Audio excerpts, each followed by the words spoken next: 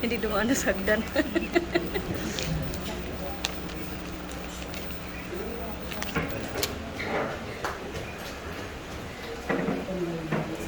Shit. Eh.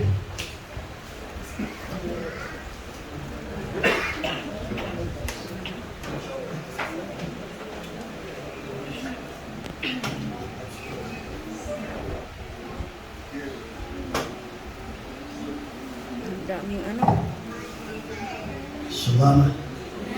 Thank you. Tagalog. Magandang umaga po. Good morning. Mahalo kita. I love Love you. Nabaliktad nabaliktad. Nabaliktad. I just want to let you know that me being here today is no coincidence. Gusto ko lang malaman ninyo na narito siya ngayon hindi dahil na aksidente lang yon. Hindi aksidente. Hindi aksidente yun. I still have fond memories of last year. Naalala pa niya yung nakalipas na taon. Amen. There's never been a night that I didn't pray, Walang gabi na hindi niya ipinapanalangin ang lugar na ito. that I didn't pray for you. Na hindi niya kayo kinakalimutan sa kanyang mga panalangin. Amen. It's an honor Isang malaking pagpapala para sa kanya. Karangalan. for my beautiful wife and I Sa kanyang asawa, itintin sa kanya. to be invited back Para makabalik dito sa lugar at sa to simbahan po ninyo. be your speaker this year. Maging tagapagsalita nyo ngayong araw na ito. In honor of Pastor Harry and Pastora Hana. Hannah, Yung honor si Pastor Harry sa si Pastor Hana sa karangalan. Pastor Harry, Pastor Hana. we want to gift them with our latest books. Meron silang dalawang bagong librong nagawa ni Pastor Tintin. Jen's first book, Ito yung unang libro po ni Pastor Tintin. Walk Through the Beatitudes. Yan. Walk Through the Beatitudes, yung title po ng kanyang libro. Yan po yun. And my latest book, Yung kanyang bagong libro, in honor of the late Don Stewart, sa karangalan ng nasirang si Don Stewart, A Day After Salvation. A Day After Salvation, Revised Edition. We want to gift this to the pastors. Pastor Harry. Yan. Sige pa palakapan natin yung mga pastor po ninyo. Yan. Sige ito. Hundreds of these books have been given away on TV in America and in the bookstores in America. We've never charged for our books. Dahang libro po na ganyan na ibinibigay sa Amerika, hindi po yan pinababayaran, libre lang po yung binibigay. And Amen. Pastor Harry. since the 1990s, our books have been around the world Simula noong 1990, ang kanyang mga libro ay nasa buong mundo. and in many bookstores. Sa maraming mga bookstore. But we've not received a penny. Pero hindi po sila tumatanggap ng bayad. It's our gift to the kingdom of God. Ito po ay kanyang regalo sa kaharian ng Diyos. Thank you. Salamat. I love you, Mahalabakita. I feel like today Nakalimutan ko na yun. Naramdaman daw niya ngayon. that God is going to open some wounds. Ang Diyos ay magpapagaling o bubuksan niya yung mga sugat ng ating mga buhay. Spiritually and physically.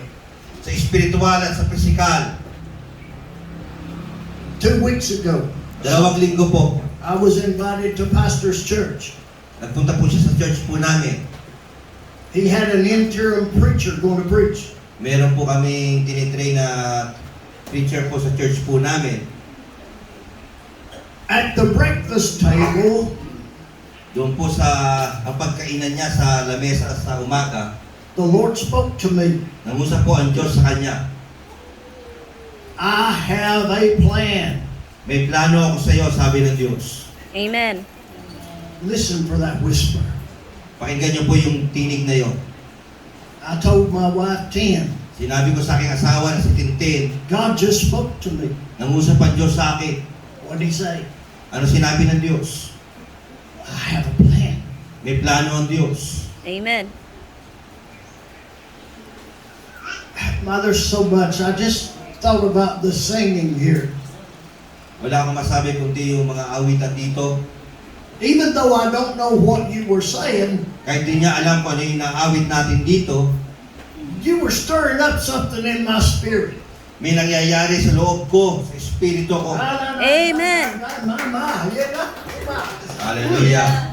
Glory. I wonder if somebody will write that down for me in English. I love those songs. So, kung meron daw magta-translate niya sa English, ano daw ba ang English nun? Then began to tell me where God brought me out of. Sinabi ni Tintin sa kanya na ito'y tungkol sa pag-ibig ng Diyos. God spoke to me about that last night. Got me out of bed to read. Nungusap daw ang Diyos sa kanya kahapon, kagabi sa kanyang higaan. Bringing me out. Bringing me out. And then tell me there's no equal. At sinabi sa kanya ng Diyos na walang kapantay, There's no equal. walang kapantay, There's no comparison. walang pwede ikumpara. Hallelujah. What beautiful songs. Napakaaganda po ng awitin. But when I went to Pastor's church, Nagpunta po siya sa church po namin. his minister Yung aming tagapagsalita, spoke on the harvest is the Lord's. yes, nangusap po yung aming tagapagsalita na tungo doon sa ang ani ay sa Panginoon. And trust the plan. At pagkatiwalaan ang plano ng Diyos. Amen. Hallelujah. While I was at church, God spoke to me. Nung nakaupo siya doon sa church, nangusap ang Diyos sa kanya. When you go to Pastor Harry and Hannah's church, Panapunta ka sa church ni Halit sa kanihana, I want you to preach on this right here. ito ang gusto kong ipangaral mo doon sa iglesia nila. Turn to your Bibles, Philippians 3rd chapter. Buksan niyo po ang inyong Biblia sa Filipos chapter 3. We'll read it together. I thought I had it marked. All right.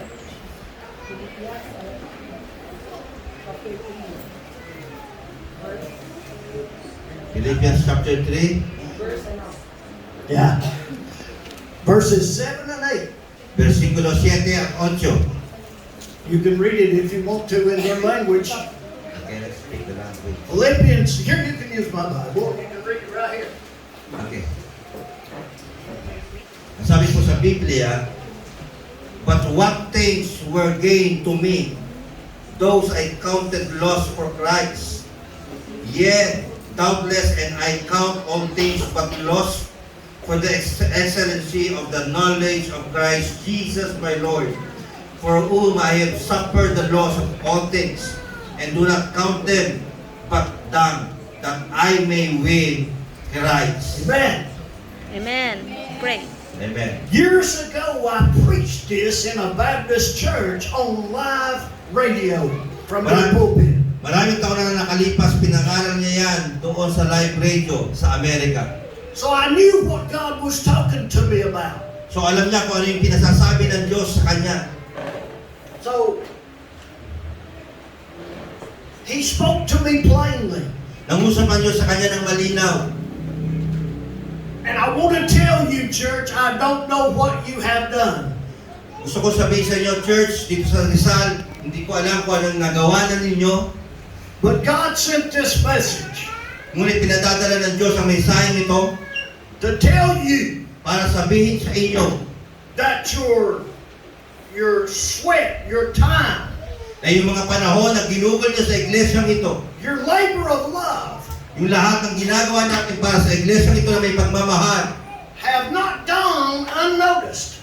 hindi ito Ligtas. hindi ito nakakaligtas o hindi ito maaaring hindi tignan ng ating Diyos na buhay. You're coming to a spiritual birth.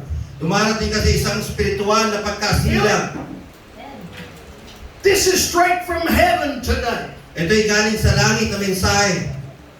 You have God's attention, Pastor Harry. Ang atensyon ng Diyos ay nasa iyo, Pastor Harry. Now, He gave me this title Binigay niya sa akin ang titulong ito to be a winner. para isang maging panalo. You got to learn how to lose. Hindi natin kailangan matutunan na matalo. You must learn how to lose. Kailangan matutunan muna nating matalo. Stand up and turn around and tell your neighbor. Tumayo ka. Tayo lang tayo lahat. At tumalikod ka, sabi mo sa katabi mo. Tell them this. Sabi. Okay, sabi mo. Tell them this. Tagalog. Tell them this. Para isang maging matagumpay, sige, sabay kayo sa akin. Para maging isang matagumpay, kailangan matuto ka tanggapin ang pagkatalo. You must learn how to lose.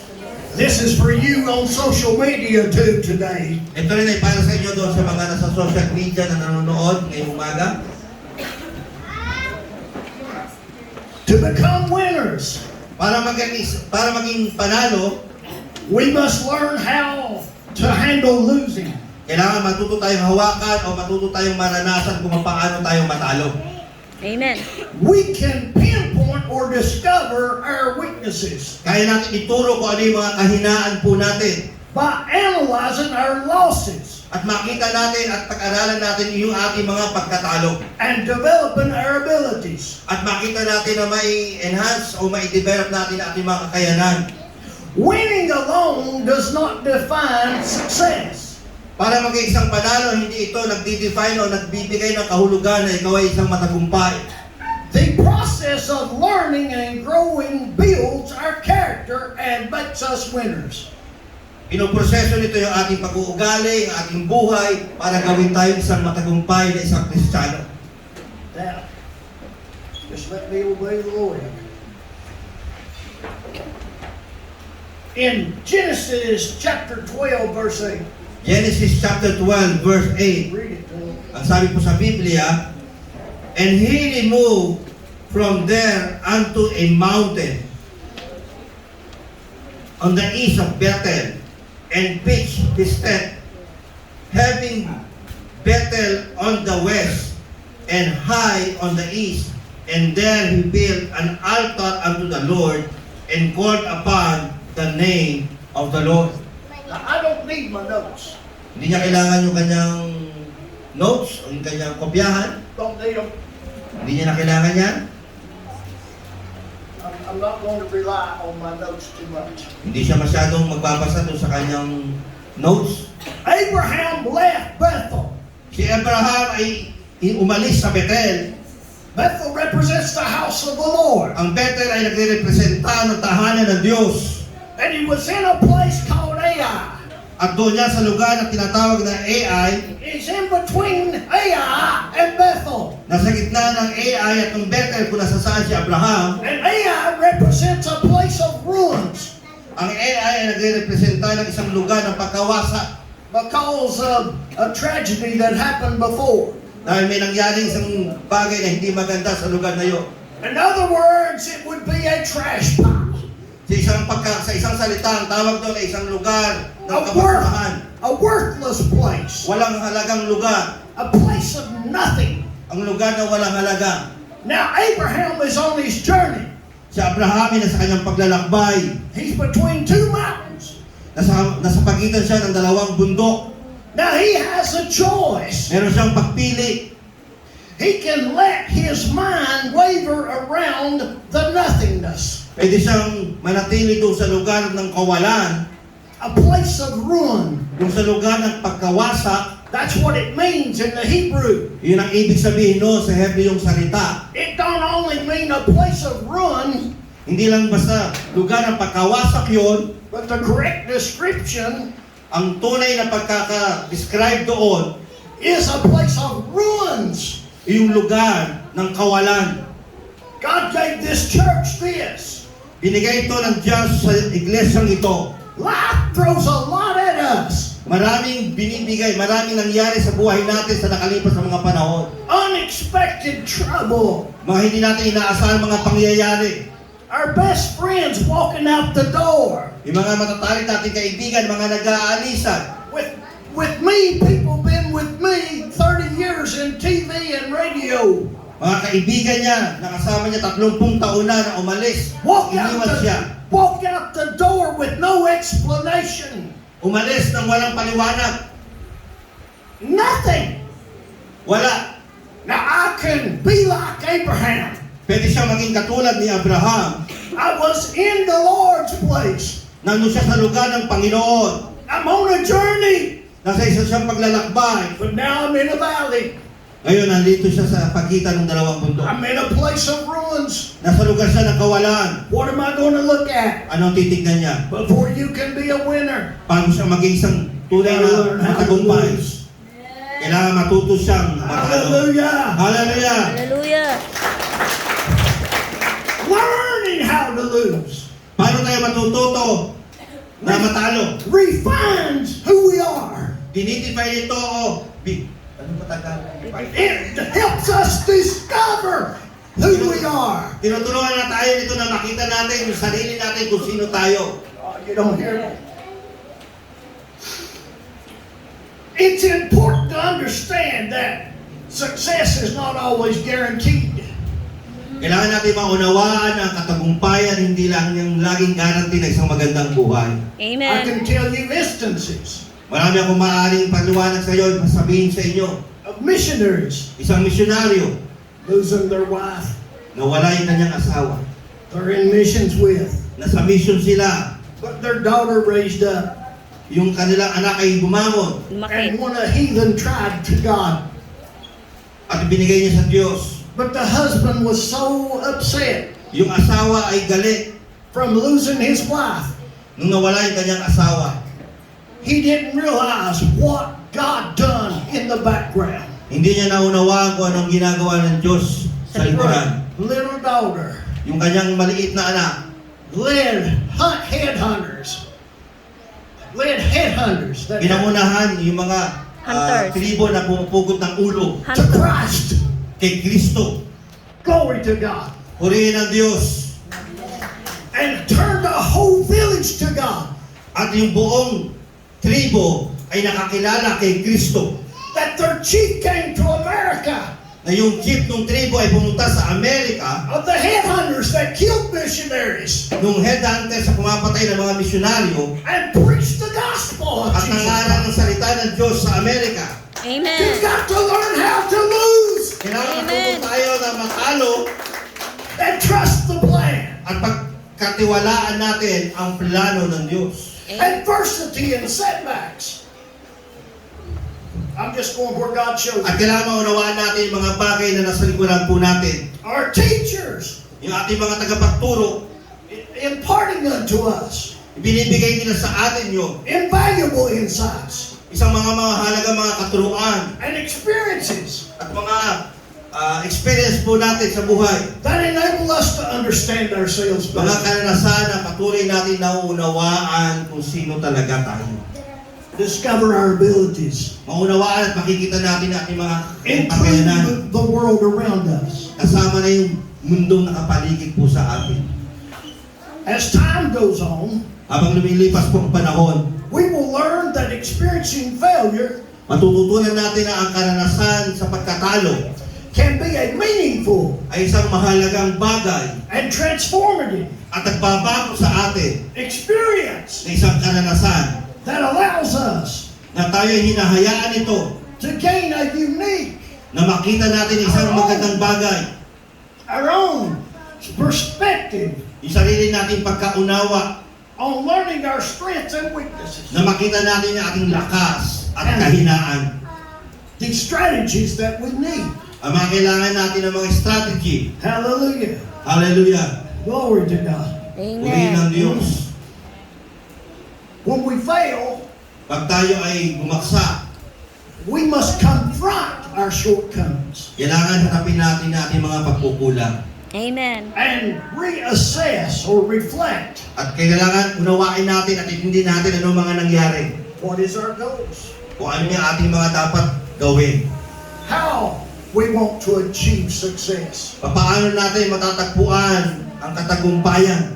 Thomas Edison, the light bulb, Si Thomas, invented the light bulb. yung gumawa po ng bombilya. He failed 1,000 times. Pumalya po siya o nag-fail siya 1,000 beses.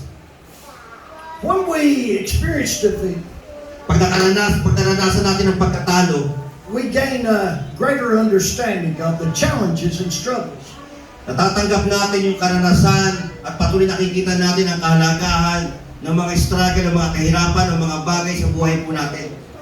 My wife said our long distance relationship Sila po mag-asawa ay long distance relationship, LDR. fuels her desire. Yung, It fueled her desire. It drove her ito nagtulak kay Tintin to walk, for us to connect and become one. para sila'y maging isa. So,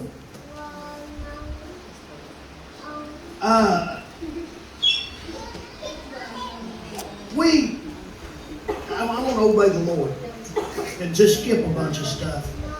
But this is what fuels our desire. Ito po yung nagtutulak sa ating mga pagnanasa. It stirs our desire as the church here Itong iglesyang ito ay nagtutulak sa ating mga pagnanasa at kagustuhan to want to know God, na lumakad na patuloy natin maunawaan, makilala ang Diyos, His Son Jesus, ang kanyang anak na si Jesus, in the power sa kanyang kapangyarihan. of His resurrection. Kapangyarihan ng kanyang pagkabuhay na muli. Amen. My. Hallelujah. Hitting the target. Now let me say this. Yeah. It's not real bad to miss the target in target practice. Pag meron po tayong tinatarget, hindi ho masama na namimiss ho natin minsan yung target natin. You're just learning, Tayo lang ay patuloy na natututo. developing your abilities Dinidevelop po natin yung ating mga kakayanan for the real battle. doon sa tunay na labanan. So, setbacks are great growth opportunities. Yung mga bagay na nakalipas sa buhay natin, ito ay isang magandang oportunidad para tayo patuloy na lumago. Now, in my notes, I talk about Abraham Lincoln, the president. Dito po sa kanyang notes, narito po si Abraham Lincoln. He failed so many times. I'm not reading. Maraming pagkakataon si Abraham Lincoln ay bumagsak. He lost his family. Nawala yung kanyang pamilya. He lost his different times he ran for office. Tumakbo siya bilang isang politiko na natalo. He suffered setbacks Marami siyang pagkakataon na bumagsak before he became a successful lawyer. bago siya naging isang matagumpay na lawyer o abogado. But his determination, Yung kanyang pagpupunyagi o pagtatyaga, an unwavering, unshakable focus yung kanyang patuloy na pagtingin doon sa inaharap, on his goals, sa kanyang target, sa kanyang goal, finally caused him to be beloved na ito ang nagtulak sa kanya na siya'y mahalin and one of the most respected at isa sa naging respektado, presidents of the United States of America. isa naging respektadong presidente ng Estados Unidos o ng Amerika. Amen. Now, in my notes, Sa kanya pong nasusulat, I'll leave this with the church. iiwan niya raw po ito sa inyo. But I'm talking about a ball game. Ball game. Labanan, bola, basketball, volleyball, gano'n. Whose side are you on? Kanino ka kakampi? Now, in my notes, I've got it drawn out like a play. It would work in a play. Sa kanyang note, parang itong isang laro, isang play. Same time, I'm just going to work it out. Minsan, titignan na natin paano natin ito tatrabahuin. Pastor can preach it later. Pwede ito i-preach si Pastor Hari o Pastor Hana sa susunod ng mga taon. Let's say the bases are loaded. A ball game, the bases are loaded. Baseball. Baseball pala yun. Tingnan natin yung mga, naglalaro kayo ng baseball dito, di ba? Any baseball players in here? Well, they do it in America. Okay. Basketball. Baseball, softball. Okay. Tingnan natin na bawat base ay may mga tao. You got first base, First base, unang Second base, base. ikalawang base, third base, third base, home base. home base, You got shortstop, shortstop. Yun. in between second base and third base. Shortstop. Magaling. Okay? Then you've got left fielder and right fielder. Oh. Doon sa field, mga tao. Hit the ball, they're supposed to catch it. Pag tinamaan ng bola, sila yung sasalo doon sa malayong lugar, sa kaliwa at sa kanan. Now, what happens if somebody gets an ego? Kung ano mangyayari kung isa ay may pride o may kayabangan, The enemy team is winning, yung kalaban ay nananalo, but you have a chance to win. pero meron pagkakataong manalo, Your bases are loaded. yung mga base ay may mga tao, loaded dyan lahat. When they go home, Pag umuwi sila, they get the points. meron silang points pag nakatama. The ball's hit. tinamaan ng bola. It's between shortstop and left field. Mula doon sa unang shortstop at doon sa isang left fielder, And both the left fielder, yung left fielder, full of pride, puno ng kayabangan, want to be seen, wanting to be seen, stand out. gusto niya maging sikat, He runs to the shortstop. tumakbo siya doon sa unang base, sa shortstop, The shortstop is going backwards trying to catch the ball. yung shortstop umaatras para saluhin yung bola, And the left fielder's running in at yung left fielder ay tumatakbo patungo doon sa and shortstop, jumps to catch the ball. at tumalon at sinalo yung bola, And both of them miss it. at pareho sila, hindi nila nasalo yung bola. The coach is going to come over. Yung coach, gusto silang puntahan. Time out. Sabi ng coach, time out! Whose side are you on? Tinanong ng coach yung isa, kanino ka kakampi? You caused our team to lose. Ikaw ang dahilan kung bakit tayo natalo. We got a few more minutes in the ball game. May ilang minuto pa tayo sa larong ito. Let's realize what's at stake here. Tingnan natin kung ano ang nakasalalay dito. Our school is behind us. Ang eskwelahan, Our parents for our children that's playing ball are behind us. yung mga pamilya natin. Let's play as a team. Maglaro tayo bilang isang team. Let's be a team player. Let's be a team player. Kailangan maglaro tayo na may pagkakaisa. Working together. Gawin natin at sama-sama tayo maglaro.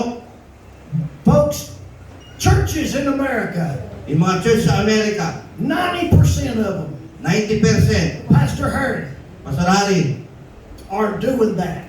ginagawa yung They're in competition with one another. nakikipag-competition sa bawat isa. That's why we love the Philippines. Kaya paano naman nila ang Pilipinas? They work together. Amen. At sa Pilipinas lahat tayo, sama-samang gumagawa.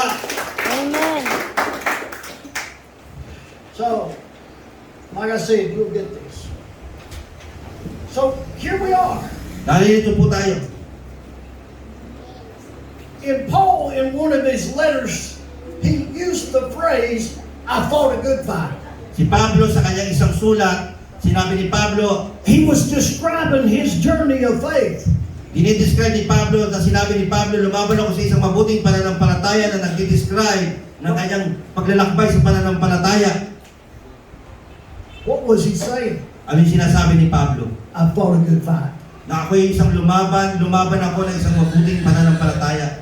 He wasn't referring to external battles with people Hindi niya sinasabi ito na kasi nakikipaglaban sa mga tao, laban sa laman. or that like in America, the church down the street. O nakikipaglaban ka doon sa isang iglesia sa katabi mo sa kalye. But I fought a good fight. Ako'y lumaban ng isang mabuting labanan. Means for us to stay committed Ibig sabihin po nito, tayo manatiling commitment, may committed tayo sa Lord. to our belief, our convictions, Sa ating pananampalataya at sa ating mga paniniwala. even when it's difficult to do it, Kahit minsan ito ay mahirap, when it's unpopular. kahit hindi ito sikat, It means standing up for what's right kailangan tumayo tayo kung ano yung tama. in the face of opposition. Sa kabila ng mga pagsubok, This fight involved persecution, itong labanan nito, maraming susubok sa atin. imprisonment, Kahit minsan makukulong ni iba. even death Iba hanggang sa kamatayan. for the gospel's sake. Para lang sa kahalagahan ng ebanghelyo ng salita ng Diyos.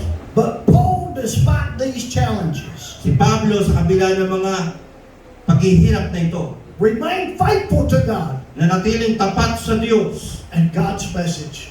at sa mensahe ng Diyos. Now, not every battle is worth fighting. Hindi lahat ng labanan ay meron tayong makukuha. Let it run down your back like a duck.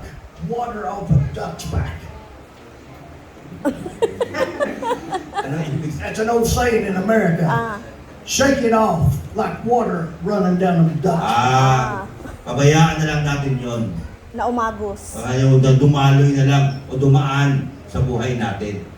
Carnal people are going to talk. Yung mga taong karnal, Maraming sasabihin sa atin. But if you listen, Pag ikaw ay nakinig, that means you think it's important what they're saying. ibig sabihin no, pag nakinig ka sa kanila, mahalaga yung sinasabi nila. But we need to persevere in the fight. Kailangan natin maging matatag sa labanang ito. The good fight of faith. Yung labanan ng pananampalataya Amen. To stand firm on our convictions. na tayo ay tumayo sa ating paniniwala. And like she said, trust God in all circumstances. Kaya nga po na sinabi po niya, tayo ay magtiwala sa Lord sa lahat ng ating mga dinaranas sa buhay.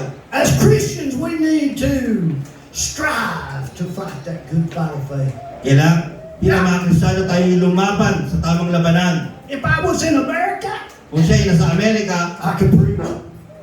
I could preach. kaya niya mag-preach. You know how I'd preach in America? And they'd shut the house down and highway patrol would stop me going down the road. I'd say, listen people, anything will go downstream, but it takes something with the power to come upstream. Hallelujah. It takes something with some power in their life. And I go upstream, praise God. But I can't do that over here. Hindi niya kaya. Sa Amerika, ginagawa niya, pero dito hindi niya magawa. But you know I've done that in the truck stops. I've done that in the grocery stores like the malls. And did you know I've never had nobody try to throw me out or stop me or get me to quit preaching? I've had the people in the waitresses waiting on the food shouting and the truck driver coming out of their seats shouting because they know what I'm talking about. It's that old time religion. Hallelujah. Amen. I couldn't help but say, the Queen of Sheba said the half has not been told. Thank God I got something that I can go upstream. I know Him, and I know that He sent this message to this church. Oh, thank God. I know Him in the power of His resurrection. I've met Him in the midnight hour. I can't hold back. Thank God, I'm telling you, before you can be a winner, you've got to learn how to lose. Amen.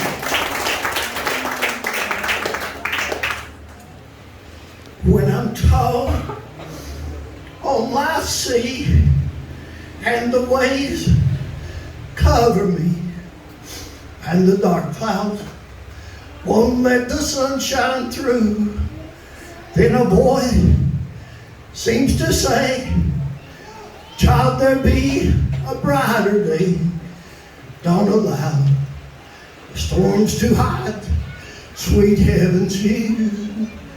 'Cause you got one, stand up, more valley, Tayo po one tayo more lahat. hill. Let us all stand up. Tayo po tayo. Maybe one more trial, one more tear, one more curve in life's road, maybe one more mile to go. We can lay down these heavy loads when we get home. My friend, 80 years old. 80 years old. Come, brother. Tayo. Come with me. Don't let Satan see your tears. Learn to smile through your tears. Hold your head up high and give the world a smile. You must be faithful all the way. Will be worth it all someday. For it's all gonna be over after a while. 'Cause you got one more valley, one more hill, maybe one more trial, one more tear, one more curve in life's road, maybe one more mile to go. We can lay down these heavy loads when we get home. Thank you, brother. I'm sorry that. Go ahead. Let's do that second one again. Tell him, brother, when I sing this song, think about being in a forest. Isipin natin habang inaawit itong awiting ito, isipin mo yung sarili mo na sa isang kagubatan. You just got bad news from the doctor. Nakatanggap ka na isang hindi magandang balita mula sa doktor. For yourself or your spouse or a family member. Para sa iyong sarili o sa iyong pamilya, You got 3 months to live. sabi ng doktor, meron kang 3 buwan para mabuhay. You're walking through that forest. Umarang ka doon sa isang kagubatan na yun. It's dark. Madilim. Too many trees, too many leaves. Maraming mga puno, maraming mga dahon. The sun's still shining, Ang araw ay nakasikat, but you can't see it. pero hindi mo siya nakikita. But think about it as I sing this song. Pero isipin mo habang inaawit ang awiting ito. I'm asking God to let you understand it. Maunawa, mananalangin siya sa Panginoon na maunawaan po natin. In your gloom and despair, Sa ating kagulumihanan, the wind blows the leaves apart. ang hangin, hinihipan niya ang mga dahon. And the sun shines through. At ang liwanag ng araw ay pumapasok sa gitna ng kagubatan. Don't let Satan see your tears. Learn to smile through your tears. Hold your head up high and give the world a smile. Church, you must be faithful all the way. We'll be worth it all someday. For it's all gonna be over after a while. 'Cause you got one more valley, one more hill. If it's you this morning, make your way down to the altar. Yung mga gusto ko mag-pray, pwede ko kayo po. Some of you have been bound up. You wondered why this and that. Why has this come my way? May mga bagay po tayo gusto ipanalangin sa buhay natin. May mga marami tayong pagsubok na pinagdaraanan. Marami tayong katulungan sa Diyos. Ito yung pagkakataon po para tayo ibang magpa-pray. Punta po tayo sa harapan. God sent this message for you. Ito pong mensahe na ito ay He para called sa your inyo. name out, church, to me. Hallelujah, Jesus. Iba You ba? wonder why you can't win. Tell them. Iniisip mo bakit ikaw ay laging talunan? Hindi ka magkaroon ng katagumpayan sa mga binabakas sa buhay. Beloved, let me tell you. Mga minamahal, sinasabi ko sa inyo. When I go to pray for them, read my conclusion. Just read my conclusion to them. Beloved, encountering losses and failures can be challenging, but also an opportunity for personal growth. These difficult times can shape your character and develop resilience. They teach you to face adversity head-on, adapt to changing circumstances, and develop the mental fortitude required to overcome obstacles. It is natural to feel upset and frustrated when we lose. But it is essential to learn to accept defeat with grace and dignity. This means acknowledging that losing is not the end of the world, but an opportunity to learn and grow. By embracing a growth mindset, you can focus on the lesson learned from your setbacks and use them to fuel your personal growth. Oh, my Lord. When we experience setbacks and losses, it can be disheartening and discouraging. However, it is essential to remember that this experience can be valuable in deepening our appreciation for success when it is achieved. The contrast between failure and success can help you understand the effort and perseverance required to reach our goals. Yes, Lord. To put it simply, setbacks are valuable growth opportunities. They challenge us to evaluate our strategies, hone our skills, and explore new pathways towards success. Every defeat we overcome is a stepping stone to greater strength and resiliency, allowing us to face adversity with unwavering confidence. It is essential to remember that losing cannot be opposite of winning, but a part of journey towards success. Hallelujah. Amen.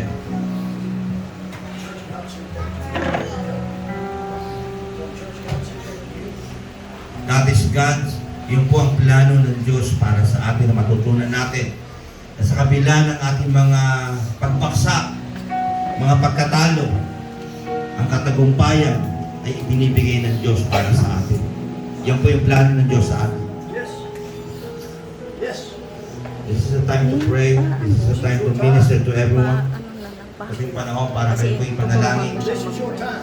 Tayo po'y patuloy naman ng palataya na kung ano man ang mga bagay na pinagdaanan natin sa buhay natin. Ano man yung mga kabigatan na dinaanan natin. Ang Diyos may plano siyang maganda para sa buhay po natin. Hallelujah, Jesus. Hallelujah, Jesus. Pwede mo ba taas natin mga kamay sa Panginoon? Kayong mga nasa altar, nasa harapan ng Diyos.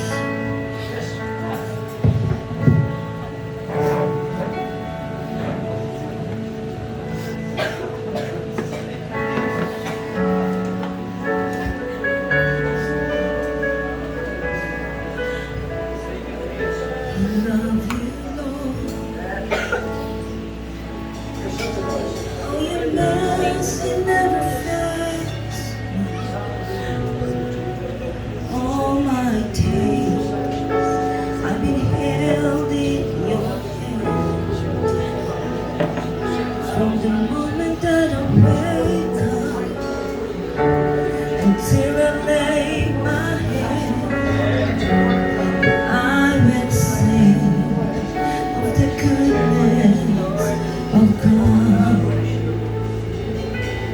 Love you, Lord. For your mercy.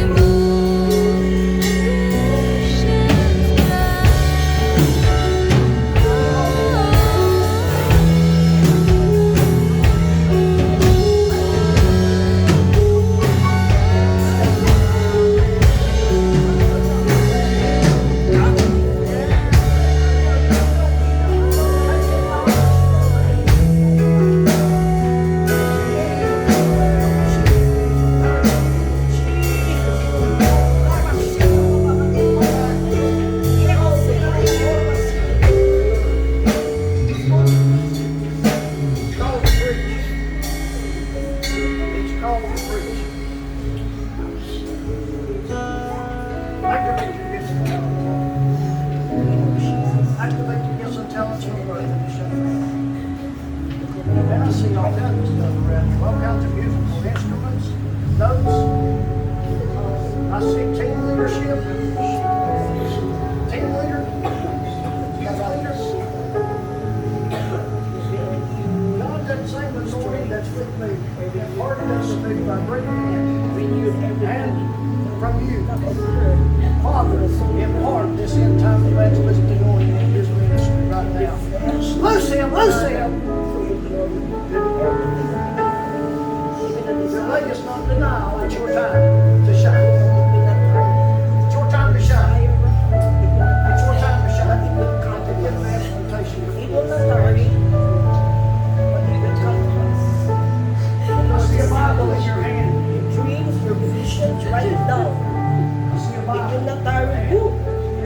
It will not perish. It will not perish. But it will come to you. Yes. You have a secret of God. It will not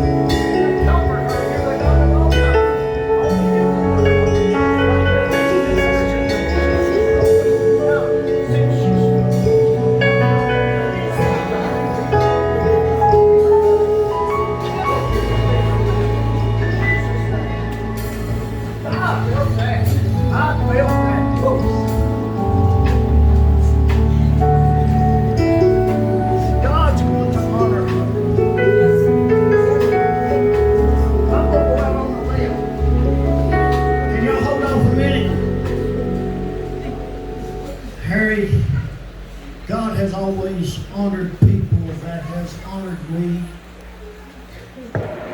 I went to a house on my way to seminary years ago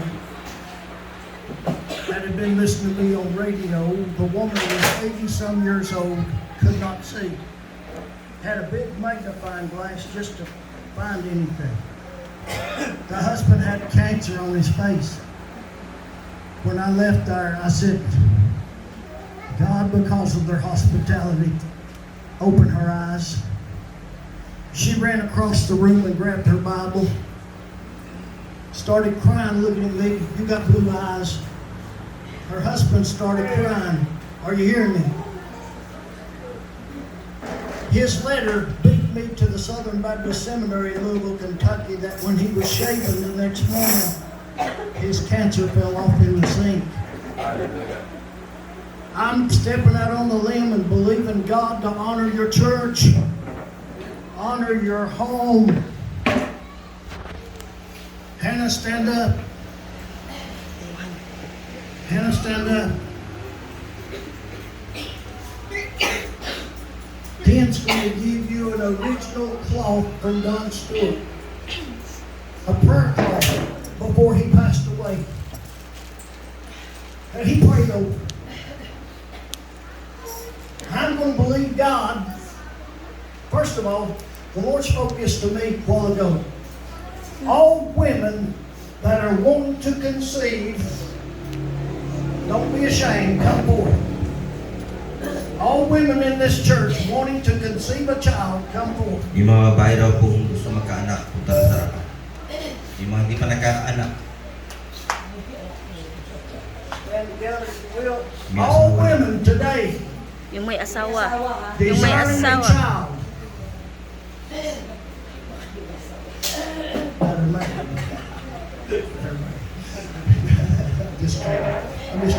Just two? I believe there's one more. Dalawa lang po ba? Meron pa po ba? Na hindi nagkakaanak dito? Meron pa daw isa. May isa pa. Even you that are on social media, The other one is not here. The other one daw is not okay, here. we're going to pray for her that she's not here. Who will stand in for her? Kaya yung asawa yun. Her husband here? Dulong. Come on, Dulong Dong. dito, ikaw na rin mag-pray. Prophet Frank Johnson called me before I came here and said, whoever you pray for to have children, and he's prayed for 20-some people to have children that could not have children. Sama na si Ate. He's going to agree with this prayer. He's the brother of Bishop Joey Johnson in Akron, Ohio. I'm going to pray. I'm not going to pray. The prayer's already been prayed in America by the Prophet Frank Johnson. Amen. I'm not going to pray. Yes. I'm going to believe. Yes. Amen. And guess what? When I came in here this morning, asking God to help me in this, that you could understand me, He gave me Matthew 18:19. What does it say, Pastor? Matthew 18:19. We're two. Where two are gathered in prayer, believe, agreed, and believe. Whatever they pray, it will be done according to their faith. Amen. So I don't have to pray. Hindi na ho tayo mananalangin. I'm going to agree Magtitiwala po tayo sa according to sinabi the ng word salita that ng was Diyos. given me. Amen. Believe. I never touch a woman's stomach, but I'm going to just touch with these cloths, okay? Okay, hands up. I speak to this woman that it will. Somebody get behind her. Let's not take no chances. Somebody get behind her.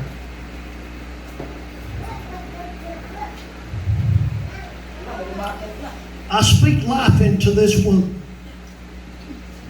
This woman will conceive and bring forth children. Now don't get mad if you have triplets at me. Jesus.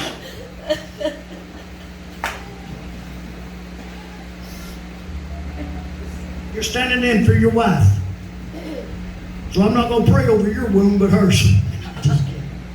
Just kidding. God loves a sense of humor.